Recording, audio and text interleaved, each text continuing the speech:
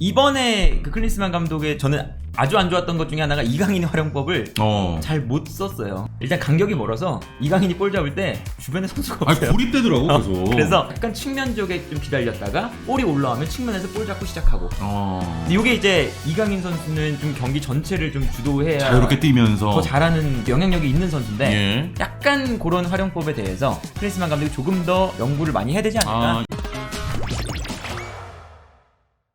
클린스만 감독이 이제 두 차례 평가전에 대한 이야기를 좀 해봤으면 좋겠는데, 네. 자, 6월 두 차례 평가전이 모두 마무리가 됐습니다. 1차전 페루에 0대1로 패했고, 2차전 엘살바도르와 1대1 무승부를 거뒀는데, 일단 두 경기 좀 간단하게 총평을 좀 해주세요. 먼저 중계를 하셨던 우리 달생부터. 경기 때도 느낌이 그랬는데, 끝나고 나니까 어떤 느낌이 드냐면, 선수 개인의 플레이는 머릿속에 남아있어요, 기억이.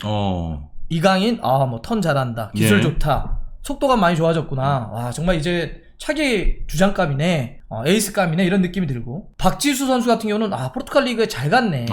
뒤쪽에 가가지고 이렇게 수비해주고 찔러주고 괜찮네. 네. 손흥민 선수는 탈장 수술을 하고 교체 출전했는데 그 짧게 뛰었음에도 불구하고 역시 클래스라고 하는 거는 있구나. 네. 이렇게 선수 개개인들에 대한 느낌들은 머릿속에 잔상이 있는데, 그 다음에 이제 고민을 그렇게 하잖아요. 그러면 클린스만 감독은 어떤 축구했지? 클린스만은 무슨 축구를 했지? 그건 잘 모르겠어요. 아하. 이 개개인들이 모였을 때 우린 그걸 뭐라고 부르느냐? 팀이라고 부르죠. 팀이 모였을 때 팀이 어디로 갈 거냐 방향성을 제시하는 건 리더, 감독이 하는 거잖아요. 네. 그러면 클린스만 감독은 이번 대표팀을 어디로 끌고 가려고 하는 거지? 라고 하는 방향, 전술의 흐름. 그러니까 보이지 않았다. 대충은 이런 거예요. 공격적으로 싸우려고 하는구냐는 알겠어.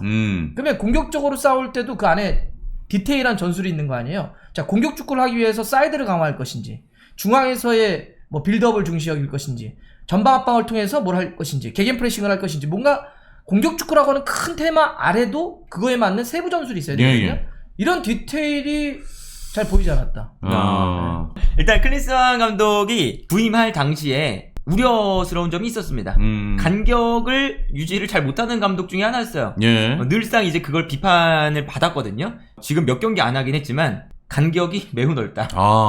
이제 그래서 우리가 뭐 중원 싸움도 안 되고 공격할 때도 따로따로 놀고 이런 모습들이 많이 나오고요, 실제로. 그리고 이제 중요한 건 아까 말씀해 주신 것처럼 이게 비교를 안 하고 싶지만 할 수밖에 없어요, 벤투 감독하고. 확고한 전술 철학이 있느냐 없느냐가 이제 약간 좀 나타나는 게 있거든요. 예. 확고한 전술 철학을 가진 사람이냐 안 가진 사람이냐라는 게 첫 번째 경기를 보면 약간 나타나거든요. 근데 벤투 감독은 첫 번째 경기를 딱 봤을 때 뭘 하고 싶어 하는구나. 네. 이게 정말 많이 느껴졌어요. 특히나 오늘 나오는 기성용 선수를 활용해서 라볼피 하나 딱 쓰고 좌우 측면 딱 올려서 그냥 계속 기성용이 좌우 측면을 뿌려주고 이런 축구를 했거든요. 그리고 그 축구가 이제 약간은 변형이 됐지만 월드컵에서도 그러한 기조를 쭉 끌고 나갔습니다. 예. 근데 일단은 이 클린스만 감독은 아직까지는 어떤 축구를 내가 하고 싶은지를 아직 못 보여주는 것 같다. 라는 생각이 들죠. 네. 물론 이제 뭐 그렇게 얘기할 수는 있죠. 뭐 시간이 좀 부족하다. 물론 절대적으로 부족한 건 있어요. 지난번 1, 2기, 그러니까 1기죠. 3월에 있었던 두 번의 평가전은 뭐 그거는 그냥 와서 본 거예요. 네. 카타르에 뛰었던 선수 그대로 불러서 한두 명만 바뀌고 불러서 그냥 어떻게 뛰는지 한번 본 거고. 이번에가 어찌 보면 자신의 선택한 그쵸. 첫 번째 픽이죠. 그쵸. 네. 그래서 두 번의 평가전을 했으니 물리적으로 시간이 뭐 이렇게 많지는 않죠. 그런데다가 뭐 주전들이 뭐 수비는 거의 다 뭐 바뀌었고 부상 때문에, 아니면 김민재 뭐 기초군사훈련도 있었고 몇몇의 포지션들 부상자들이 좀 많았죠. 근데 이걸 감안하더라도 그러면 이런 거죠. 뭘 하려고 하는데 잘 안 됐구나. 전 이러면 돼요. 근데 지금은 뭐지? 이런 거죠. 이러니까 그러니까 뭘 하려고 했는데 이게 잘 안 됐습니다. 이렇게 얘기하는 거하고 뭘 하려는 걸까요? 이런 거죠. 그래서 내일 클린스만 감독이 또 기자회견 한다는 거 아니겠습니까? 평가전 이전에는 이제 기자회견들을 당연히 하는데 이후에 기자회견 하는 거 되게 이례적인 것 같아요. 경기 마치고 끝나고 그냥 기자들끼리 하는데 내일은 아예 지금 2시인가요? 네. 시간을 잡아놓고 시간이 몇 시지? 아무튼 선수들 명단 발표하는 것처럼 유튜브로 아마 라이브 될 거예요. 그렇죠. 이거를 팬들도 다 볼 수 있게 지금 하겠다는 거거든요. 예. 저는 내일 무슨 얘기를 할지가 좀 궁금하긴 해요. 앞으로의 운영 방향 이런 것도 좀 설명하는 자리가 될 거라고 하는데 일단 내일 좀 보시고. 사실 우리가 벤투 때 논쟁이 있었잖아, 벤투도. 많이 근데 벤투 때 논쟁은 그렇죠. 뭐였냐면 소위 그냥 짧게 빌드업, 빌드업이 뭐 공격을 주도하는 이런 걸 떠나서 그냥 빌드업으로 할게요. 빌드업 축구가 우리가 월드컵 본선에서도 통할 것이냐 안 통할 것이냐 사실 이런 논쟁이었거든. 이게 우리에게 맞냐? 좋은 축구인지 알겠는데 요즘 트렌드 이거 있잖아. 난 지금도 논쟁이 그렇게 가야 된다고 생각해요. 뭐 어쨌든 다음번 경기에는 좀 더 그런 좀 그림을 좀 보여달라. 예, 좀 뭐 쉽게 이런 말씀드리면 예. 그 클린스만이 좋아하는 이상적인 축구는 최근에 하는 그런 팀들 중에 뉴캐슬이라고 보시면 됩니다. 직선적이고 계속 뒤에서 뿌려주고 압박하고 우리가 볼을 못 가져와도 다시 압박해서 갖고 오고 예. 약간 단순해도 약간 좀 거칠어도 거기서 가져오는 네. 그런 축구를 선호해요. 근데 그 축구가 되려면 매우 정교한 라인 컨트롤이 필요하다. 이렇게 볼 수가 있겠죠. 일단 뭐 정리하자면 9월에 이제 웨일스와 유럽에서 오랜만에 유럽에서 이제 평가전이 있는데 그때는 조금 어느 정도의 그림들이 좀 보였으면 좋겠다 이런 이야기고 이강인 선수가 그래도 가장 번뜩이는 움직임 보여줬습니다. 어디에 좀 활용하면 좋을 것 같아요? 클린스만 감독이 너무 잘하잖아 솔직히. 이번에 그 클린스만 감독의 저는 아주 안 좋았던 것 중에 하나가 이강인 활용법을 잘 못 썼어요. 네네. 그러니까 이거는 이강인 선수도 이제 끝나고 되게 뭐 좀 짜증내는 리액션도 하고 했는데 일단 간격이 멀어서 이강인이 볼 잡을 때 주변에 선수가 없어요. 고립되더라고 계속. 그래서 네. 어제 이강인도 약간 좀 조급한 모습처럼 혼자서 막 이렇게 돌파하는 장면도 많이 나왔잖아요. 네네네. 그게 나올 수밖에 없는 게 주변에 뭐 없어요 사람들이. 그러니까 혼자서 뭐 두세 명 둘러싸이는 장면들이 자연스럽게 많이 나오는 거고. 네. 그리고 여기에 대해서 이강인은 어쨌든 우리가 플레이할 때 관여가 많이 되어야지 더 빛이 나는 선수죠. 마치 마요르카에서 뛸 때처럼. 그럼요. 근데 이강인 선수가 이 클린스만 감독이 이제 여러 위치에 썼지만 기본적으로는 오른쪽 측면에 약간 플레이 동선을 좀 정해주는 감이 있어요. 그러니까 이제 이강인 선수가 뭐 마요르카에서는 내려와서 볼도 받아주고 안쪽으로도 들어와 보고 막 이렇게 움직이잖아요. 네. 근데 그런 것보다 약간 측면 쪽에 좀 기다렸다가 볼이 올라오면 측면에서 볼 잡고 시작하고. 근데 이게 이제 이강인 선수는 좀 경기 전체를 좀 주도해야 자유롭게 뛰면서 더 잘하는 또 영향력이 있는 선수인데 예. 약간 그런 활용법에 대해서 클린스만 감독이 조금 더 연구를 많이 해야 되지 않을까? 이강인의 활용법에 대해서 좀 연구가 필요하다. 그리고 이 다음 소식인데 디 애슬레틱에서 네. 파르 생제르맹이 노리는 이강인이라는 특집 기사를 냈습니다. 뭐 이강인만 특집으로 낸 건 아니고 네. 이번 여름 25살 미만의 흥미로운 선수 한 50명 정도를 소개하는 시리즈예요. 그래서 뭐 프로필, 플레이 방식, 다가오는 이적 시장에서 뭐 관심을 끌만한 이유 등을 이렇게 밝혔는데 네.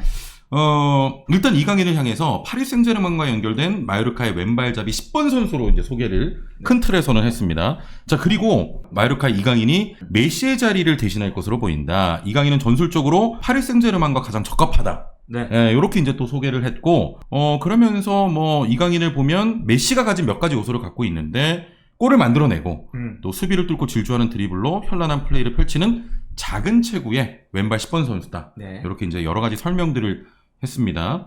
근데 진짜 저 드리블 화살표 방향 봤더니 예술이긴 하네. 네. 진짜 왜 라리가 탑이고 유럽 5대 리그 최고 성공률을 보여주고 막 이런지도 느껴지네. 아니 뭐 가리지 않고 드리블 이번에 대표팀에서도 저랬는데 대단하긴 하네. 저거 다시 봐도. 그리고 DSL틱에서 하는 이 특집 기사가 진짜 괜찮은 선수들만 해요. DSL틱이 워낙 유명한데. 그렇죠. 보시면 이제 이강인 선수가 50명 뽑는다 했잖아요. 지금 13번째 선정된 건데 명단이 비르츠, 무사디아비, 헤이룬, 곤살로 하무스, 뭐 뜨거운 선수들 다 있네. 베이가. 이렇게 핫한 선수만 지금 다루고 있어요. 예. 그러네. 그러니까 이강인 선수가 진짜 핫한 선수라는 거죠. 유럽에서도. 일단 여러 가지 제가 이 기사를 좀 보면서 궁금한 점이 몇 가지가 있었어. 일단 첫 번째는 파리 생제르맹과 전술적으로는 적합하다 이런 평을 했거든요. 요거는 좀 어떻게 보세요? 이제 어떤 점에서 혹시 나온지 알까요? 일단 뭐 지금 뭐 감독이 없는 상황에서 메시를 좀 대신할 만한 왼발 선수고 메시가 가지고 있는 요소가 있기 때문에 파리 생제르맹에서 약간 메시가 했던 그 역할을 어느 정도 수행할 수 있을 것이다. 약간 요렇게 좀 볼 수 있을 것 같거든요. 이거 원본을 다 보진 않았죠. 원본 다 봤죠. 아, 그래요? 예. 디스레트 가입돼 있으세요? 그럼요. 돈 내고 있습니다. 제가 쭉 봤던 거는 왼발이나 드리블을 잘하는 거는 맞다. 그런데 이강인은 그냥 이강인일 것이며 이강인의 다른 강점을 보여줄 수 있는 그런 아주 좋은 선수다. 그러니까 메시하고 닮은 것도 있고 닮지 않은 것도 그런 있다. 얘기도 있어. 그런 얘기도 있어. 메시의 뭐 업적을 닮을 수도 뭐 이런 얘기도 있어요. 따라가지 않을 수도 있지만 그래도 메시와 좀 비슷한 메시가 가지고 있는 요소가 몇 가지가 있고 네네. 대신할 수 있을 선수다. 아, 이렇게 이제 얘기를 진짜야 왜 또 왜 그래갖고 나를 또 예. 아니야. 예. 이게 뭐냐면 그 내용 보니까 예. 여기는 이 파리 생제르맹의 문제가 뭐냐면 수비를 거의 하지 않는 맞아. 공격수들이 있어서 이제 기동력이 좀 부족하다. 예. 이런 거예요. 근데 이제 말미에 이강인은 수비 공격을 열심히 하는 선수다 이렇게 나와 있어요. 그래가지고 일단 그 이강인 선수 같은 경우는 뭐 지금 라리가에서도 볼 경합 상황에서의 그 승률이 가장 높은 공격수거든요. 네네. 이제 뭐 해외 매체에서 다룰 때도 그거를 가장 이제 중요한 걸로 이제 꼽아요. 90분 내내 공격 수비를 계속 할 수 있다. 이제 그러한 측면에서 보면 메시, 네이마르, 음바페 이 선수들이 못했던 것을 이강인 선수가 해줄 수가 있는 거죠. 근데 이제 사실 여기도 그렇지만 메시하고는 저는 사실 다르다고 봐요, 스타일이. 네네. 그렇죠. 그러니까 아까 다 화살표 있는 거 한번 보여주실래요? 메시는 이 화면 드리블을 같이 치고 왼발을 쓰고 이런 건 똑같을지 몰라도 네. 메시의 드리블은 박스 안에 훨씬 더 많이 들어갑니다. 침투를 더 많이 하죠. 네. 그러니까 메시는 조금 더 골을 더 많이 넣는 유형의 선수고 이강인 선수는 저렇게 외부에서 볼을 쳐서 9번의 위치 박스 안에 있는 선수에게 줘서 도움을 더 많이 주는 유형의 선수죠. 네. 그래서 저는 굳이 만약에 이강인 선수를 다른 누군가와 비교를 한다면 메시보다는 뭐 다비드 실바나 그렇죠. 메스트 웨이질이나 이런 선수와 비교하는 게 좀 좋을 거라 보고요. 근데 어쨌든 기분 좋은 건 세계 축구사의 불세출의 영웅이라고 할 수 있는 메시와 이렇게 언급하면서 뭔가 데이트하건 저런 식의 비교를 해준다라고 하는 건 그만큼 그럼요. 이강인 선수가 이제 핫하다는 거죠. 그렇죠. 네네. 요것도 이제 궁금해서 한 가지 여쭤보려고 가져오긴 했거든요. 그러니까 이제 여기서 어떻게 평을 했냐면, 이강인 선수는 뭐 양쪽 위는 물론이고, 수비 3선 사이드라인까지 어디로든 뭐 드리블 하는 걸 두려워하지 않는다. 그러니까 어떤 감독들은 이강인의 드리블이 좀 어떻게 가져올 수 있는 그 위기를 좀 두려워하지만 다른 감독들은 이러한 창의성이 가져다주는 해결책을 높게 평가할 것이다. 이렇게 또 평가를 했습니다. 그러니까 양날의 검이라고 표현했더라고요. 예, 요거는 좀 어떻게 보세요? 당연하죠. 위험 요소가 또 이렇게 있을 수 볼을 있다. 다루는 선수에게 역사적으로 언제나 붙는 용어입니다. 실제로 이강인 선수가 드리블하다가 뺏겨서 실점하는 경우도 있어요. 위기를 또 초래할 수 있으니까. 그러니까 이거는 뭐 이강인 선수가 그 대신에 그거죠. 볼을 소유해서 드리블하는 만큼 그 뺏겨서 이제 위기 상황이 오는 것보다 더 공격 포인트를 많이 만들어줄 수 있는 선수면 가치가 있어지는 거잖아요. 예. 그래서 그거를 또 증명을 해냈고 그렇기 때문에 뭐 파리 생제르맹에서 충분히 자신의 플레이를 해도 괜찮다.